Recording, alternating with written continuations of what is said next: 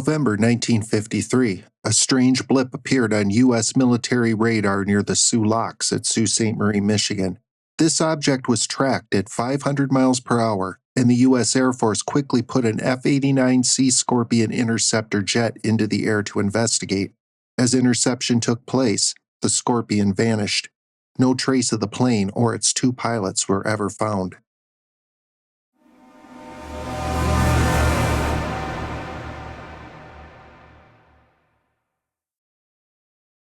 On November 23, 1953, an unidentified object appeared on ground radars of the United States Air Defense Command at Sault Ste. Marie, Michigan. This object was flying nearly 500 miles per hour toward the Sioux Locks, which were and still are under the control of the U.S. Army Corps of Engineers. The Kincheloe Air Force Base was notified, who quickly sent up an F-89C Scorpion jet to investigate and intercept. The plane was piloted by First Lieutenant Felix Moncla Jr., who had logged over 800 flight hours in the F-89C. The only other crew member and radar operator was Second Lieutenant Robert Wilson. As they flew across Lake Superior, Lieutenant Wilson reported difficulty tracking this object because it kept changing course, forcing ground controllers to relay intercept vectors to the pilots over the radio. In a pursuit lasting 30 minutes, the Scorpion closed in at over 500 miles per hour. Ground controllers ordered Moncla and Wilson to descend from 25,000 feet down to 7,000 to match the altitude of the object. The official incident report said that the weather conditions were less than ideal, with about 8 to 10 miles of visibility and moderate to heavy icing.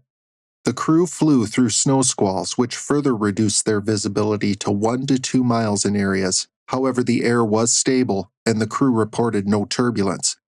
Ground controllers glued to their screens watched the Scorpion approach the object and finally intercept it at 8,000 feet, 70 miles off Keweenaw Point, and 160 miles northwest of the Sioux Locks. The controllers waited for radio confirmation from the crew of the Scorpion, but it never came. The two dots on the radar met and become one. The Scorpion's radar return had vanished. The official incident report would read, at approximately 23:52 hours Zebra, the last radio contact was made by the radar station controlling the interception. At approximately 23:55 Zebra, the unknown aircraft and the F-89 merged together on the radar scope. Shortly thereafter, the IFF signal disappeared from the scope. No further contact was established with the F-89. The report also claims that the radar return from the other aircraft indicated it was continuing on its original flight path, while the return from the F-89 disappeared from the GCI station's radar scope.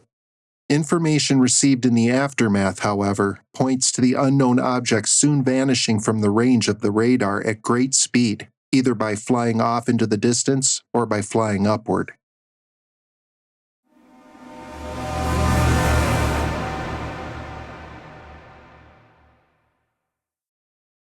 An immediate search and rescue effort was initiated, with assistance from the U.S. Coast Guard and the Royal Canadian Air Force, but to no avail. No wreckage was found and no further clues as to what happened. Weather conditions limited further search efforts.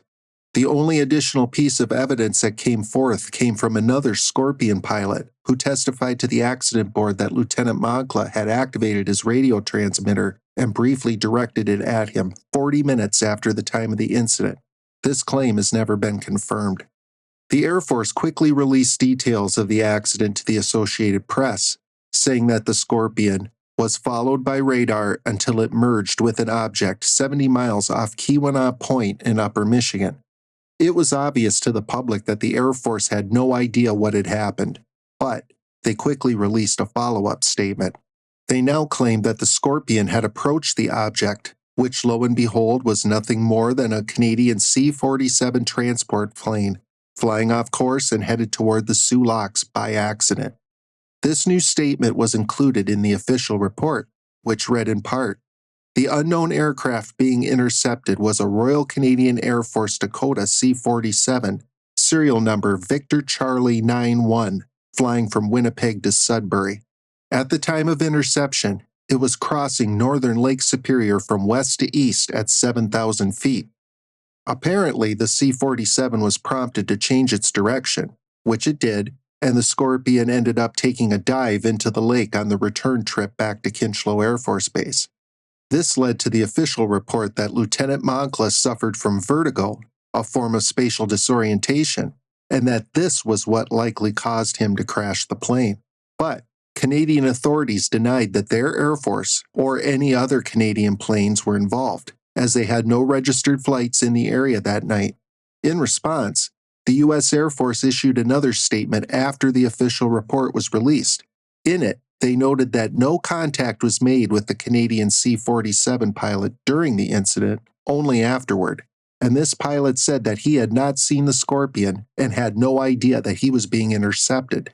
This cannot be corroborated against any Canadian records, and no pilot has ever come forward claiming involvement, leading many to believe that there simply was no Canadian plane or pilot involved. Making matters worse, Donald Kehoe, a retired U.S. Marine Corps major, investigated this event as well as many other UFO reports, and in his 1955 book, The Flying Saucer Conspiracy, claimed that American officials had given Lieutenant Moncla's widow, Bobby Jean Coleman, two drastically different versions of events. The first story was that Lieutenant Moncla had crashed into Lake Superior due to flying too low, too fast. And the second version was that a jet malfunction had caused the plane to explode at a high altitude. This second story directly contradicts claims from both official reports of the altitude that the Scorpion flew and the claim of this theoretical Canadian pilot not seeing the pursuing jet.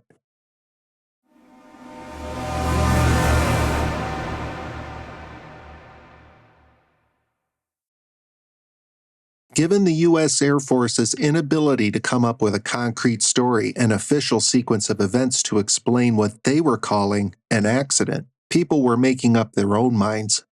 The new explanation of atmospheric conditions causing the Scorpion to disappear from radar was almost immediately dismissed and laughed at by the press. It just made no sense that the Scorpion would vanish due to a radar malfunction while the mysterious object remained on the scope.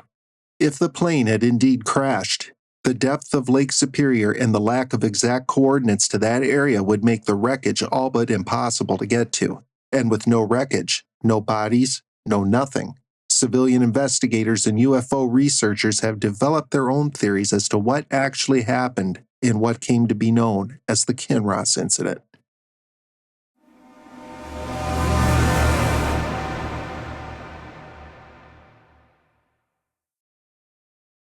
A leading theory is that the jet and its crew were captured by this object, perhaps in some sort of experimental mission. Another is that there was a collision between the Scorpion and an unknown aircraft being tested in the area. The UFO theories put forth gained traction in 2006, when Adam Jimenez of the Great Lakes Dive Company talked to the media and said that he and his company had found the wreckage of the Scorpion, as well as a metallic section of flying disc in Lake Superior. In 1968, a news article in the Sioux Daily Star said that two prospectors had found wreckage from the Scorpion on the eastern shores of Lake Superior, specifically the tail section and other parts. In another article, U.S. Air Force Major J.H. Parker from the Kincheloe Air Base said that at least the stabilizer, which was part of this found wreckage, was consistent with one that could be on a military aircraft. No further information on the discovery was ever published. The Canadian government claims it has no records of this found wreckage or any analysis results. Next was the Great Lakes Dive Company in 2006. In August, Francis Ridge, a UFO researcher, received an email from someone named Preston Miller, who quoted an Associated Press story that claimed that the Great Lakes Dive Company had found the Scorpion on the bottom of Lake Superior. They claimed it was found in the area where it was last seen on radar. This email included links to the dive company website. Ridge posted the email to all kinds of UFO internet forums, which sparked renewed interest in the case. Reporters contacted the company's spokesman, Adam Jimenez, and he spoke to several journalists and gave many interviews, including one on the nationally syndicated radio show Coast to Coast AM with UFO researcher Linda Moulton Howe. On their website, the company had 2 side-scan sonar images, very fuzzy, showing a nearly complete aircraft lying on the bed of the lake. Close by was a teardrop-shaped metallic object. To many, mystery solved. But many started exposing holes in this company's claim. Adam Jimenez talked to the press, but did not give details such as what vessel was used to obtain these sonar images, details about their company, or any prior work the company had done. Turns out Jimenez had flat out lied about many aspects, including his claim that the Canadian government abruptly blocked further investigation of the supposed crash site, which the Canadians said no one had ever asked in the first place to survey that area. Investigations found that the Great Lakes Dive Company was an organization without a past, and no one, absolutely no one in the maritime community had ever even heard of them. The only contact information ever provided for the company was the cell phone number and email address of Adam Jimenez. MUFON, or the Mutual UFO Network, an international UFO organization based in the United States, investigated and concluded that the Associated Press story had been faked and drafted by Preston Miller, and there were serious doubts that he even existed. Only 3 weeks after the story broke, the Great Lakes Dive Company website disappeared from the internet, and Adam Jimenez vanished into thin air, his cell number disconnected, and email address deactivated. So now, we're basically back to square one. We have absolutely no idea what happened that night in 1953 over Lake Superior.